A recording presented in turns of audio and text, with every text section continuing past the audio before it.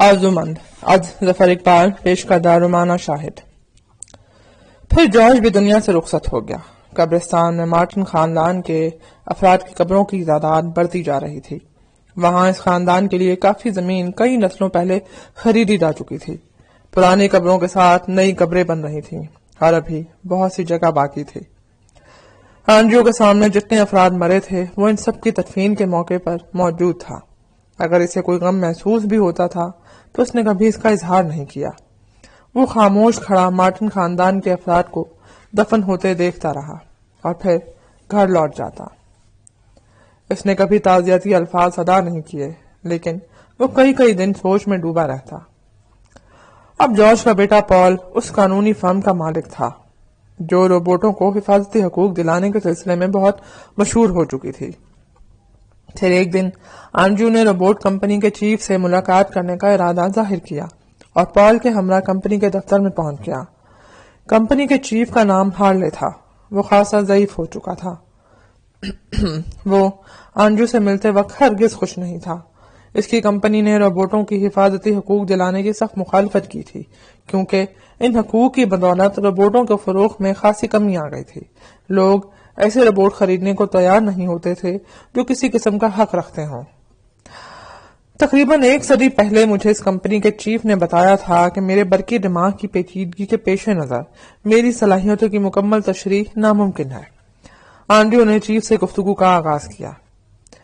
ये बात 100 साल पहले दुरुस्त थी, जब हमने पहले 5 रोबोट बनाए थे, लेकिन फिर महदूद जहन के रोबोट बनने लगे और आजकल स्पेशलिस्ट रोबोट्स बन रहे हैं जिनकी सलाहियतों का हमारे पास पूरा हिसाब होता है।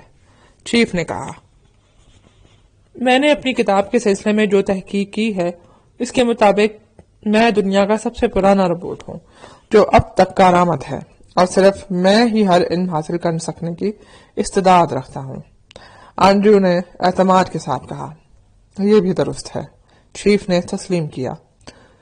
आजकल हर 25 साल बाद रोबोट का नया मॉडल बाजार में लाया जाता है और पुराना मॉडल कंपनी वापस ले लेती है।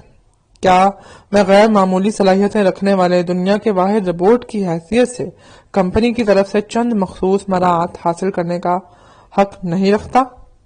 आंड्रू ने पूछा। हरगिज नहीं, चीफ ने सर्द लहजे में जवाब दिया। तुम्हारी गैर मामूली सलाहियतें कंपनी के लिए मसला बन गई थी और हमें तुम्हारी वजह से काफी नुकसान हुआ था। तुमने आजाद होने का हक हासिल करके हमें बेबस कर दिया। अगर तुम किसी के मलकियत में होते तो कंपनी तुम्हें किसी न किसी तरह हासिल करके तुम्हारे पुर्जे उड़ा देती। यही बात तो मेरे हक में जाती है, एंड्रू ने कहा। मैं अब आजाद हूँ और किसी की मलकियत नहीं हूँ। कोई भी शख्स मेरी मर्जी के खिलाफ मुझ में तब्दीली नहीं ला सकता, लेकिन अब मैं चाहता हूँ कि तुम्हारी कंपनी मेरे प्लान के मुताबिक मुझ में कुछ तब्दीलियां करे। गोया तुम अपनी शख्सियत से हाथ धोना चाहते हो। अगर कंपनी तुम्हें तब्दीलियां लाएगी तो तुम्हारी शख्सियत ही खत्म हो जाएगी। हार्ले ने हैरत से कहा। तुम मेरा मतलब नहीं समझे, आंड्रू ने कहा। मेरी शख्सियत मेरे दिमाग में है, जिस्म से इसका कोई ताल्लुक नहीं है। मैं अपने दिमाग को छूने की इजाजत भी नहीं दूंगा। मुझे तो वो दुनिया जिस्म चाहिए जो तुम्हारी कंपनी ने हाल ही में इजाद किया है। इस मरहले पर पॉल ने आंड्रू की ख्वाहिश की वजाहत की। इसने चीफ से कहा, तुम्हारी कंपनी ने ऐसे रोबोट बनाए हैं जिनका जिस्म बिल्कुल इंसानी लगता है।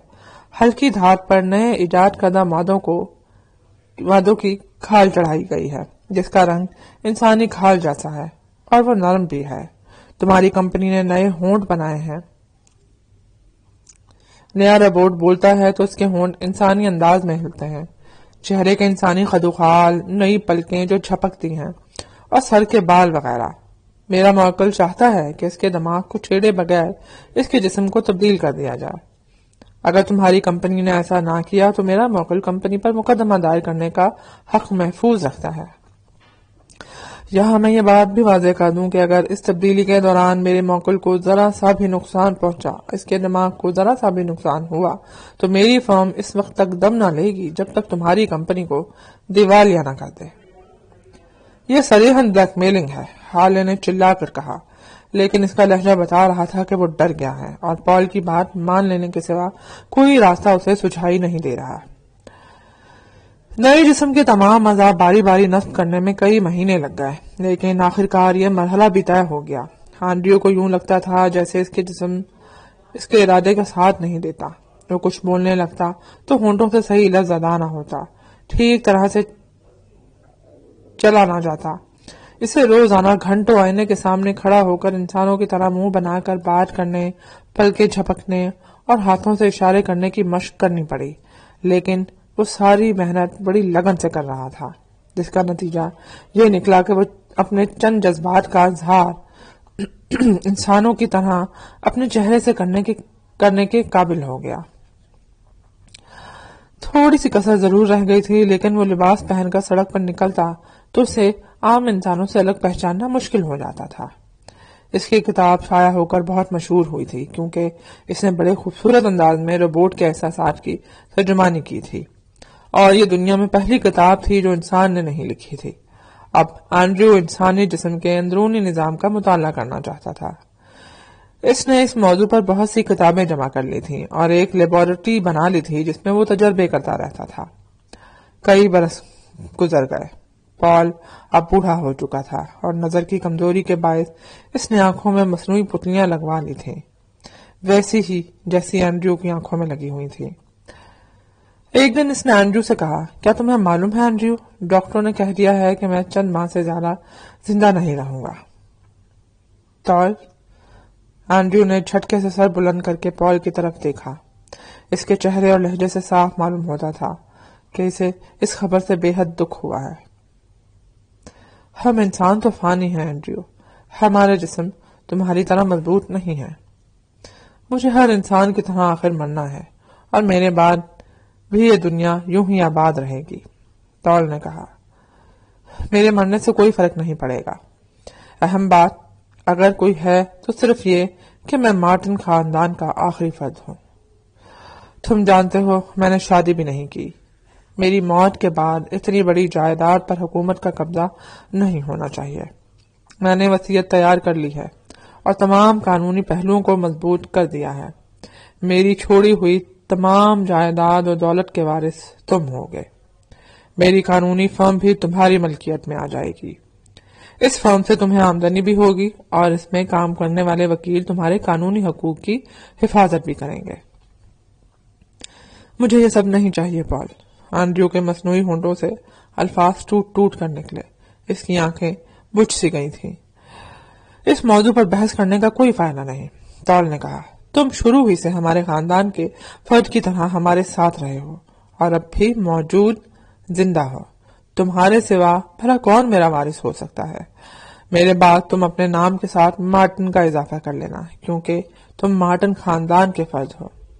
اینڈریو مارٹن، اچھا نام ہے، ٹھیک ہے نا اینڈریو؟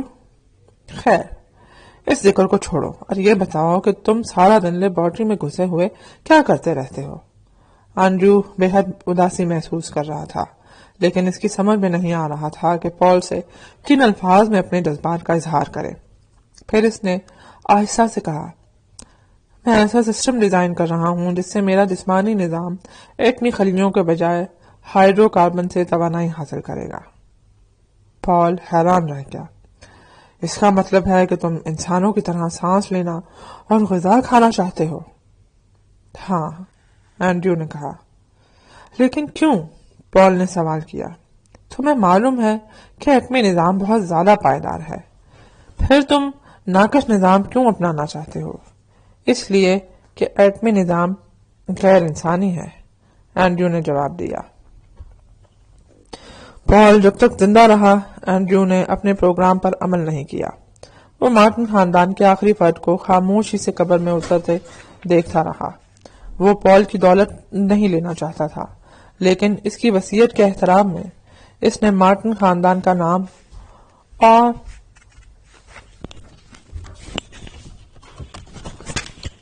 دولت قبول کر لی تھی۔ اب وہ اینڈریو مارٹن تھا۔ پھر ایک دن وہ اپنا منصوبہ لے کر روبوٹ کمپنی کے چیف سے ملنے چل پڑا۔ پہلی بار وہ سر مارٹن کے ساتھ روبوٹ کمپنی میں گیا تھا اور دوسری بار پال کے ساتھ، لیکن آج وہ تنہا جا رہا تھا اور اسے خود پر اعتماد تھا کہ وہ کمپنی کے چیف کو قائل کر لے گا۔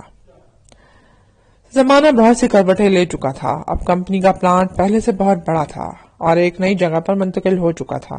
کمپنی کے ڈائریکٹر نے جدید تراش کے کپڑے پہن رکھے تھے، جبکہ اینڈریو آج بھی اسی فیشن کا لباس پہنے ہوا تھا جو سر مارٹن کے زمانے میں پہنا جاتا تھا. وہ ہر نئی سائنسی ایجاد سے آشنا تھا اور خود بھی بہت کچھ ایجاد کرنے کے بعد کمپنی کے چیف سے ملنے آیا تھا، لیکن لباس کے معاملے میں وہ سختی سے پرانے فیشن پر ڈٹا ہوا تھا اور اسے ہرگز اس کی پرواہ نہیں تھی کہ لوگ اسے کتنا پسماندہ خیال کرتے ہوں گے.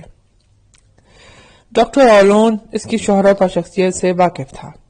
اس نے اینڈریو کا استقبال بڑی خوش دلی سے کیا اور کہا، مجھے تم سے مل کر خوشی ہوئی ہے اور مجھے افسوس ہے کہ اس سے پہلے کمپنی تمہاری مخالفت کرتی رہی ہے. ہم تمہاری خاصی مدد کر سکتے تھے، تمہیں الجھنوں اور بیکار خرچ سے بچا سکتے تھے. تم اب بھی میری مدد کر سکتے ہو، اینڈریو نے کہا. میں چاہتا ہوں کہ میرا جسمانی نظام نباتات کے ذریعے سے توانائی حاصل کر سکے.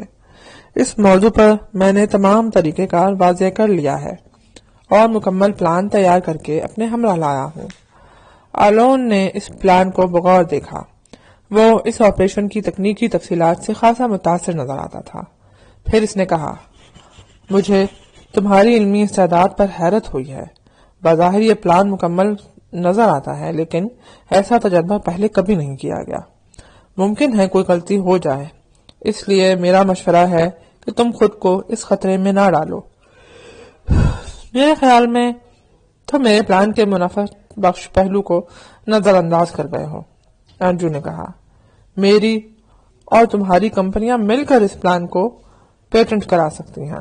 انسانوں کا جسمانی نظام جلد جواب دے جاتا ہے اور میرے طریقے سے ایسے انسانوں کی زندگی کو طویل کیا جا سکتا ہے جو معدے اور آنتوں کے کینسر میں مبتلا ہوں. پہلے یہ طریقہ مجھ پر آزمایا جائے گا اور مجھے نقصان نہیں ہوگا. پھر اس طریقے کی کامیابی کی شہرت ہو جائے گی اور انسان اس سے فائدہ اٹھانے لگیں گے.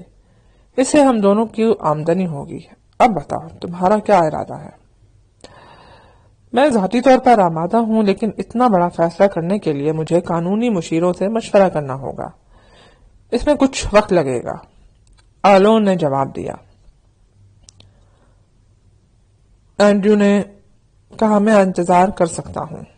پھر وہ زمین کی طرف دیکھنے لگا اور اس نے دھیمی آواز میں کہا، میں نے مدتوں انتظار ہی کیا ہے. تھوڑا سا اور انتظار کرنے سے اب کیا فرق پڑے گا؟ آپریشن کامیاب رہا. اینڈریو بہت خوش تھا، جیسے اس نے بہت بڑی کامیابی حاصل کر لی ہو.